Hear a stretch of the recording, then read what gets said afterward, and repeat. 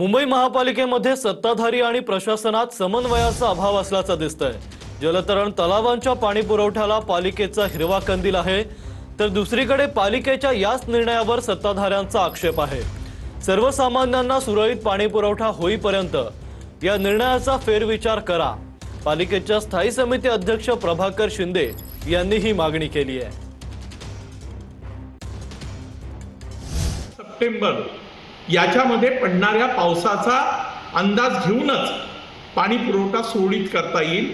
मग अशा प्रकारचे तुगलकी निर्णय हे कशासाठी घेतले जातात? मला असं वाटतं की किंबहुना स्थायी समितीचा अध्यक्ष म्हणून माझे प्रशासनाला निर्देश आहेत की स्विमिंग पूलांना पाणी पुरवठ्याचा निर्णय याचा प्रशासनाने फेरविचार करावा।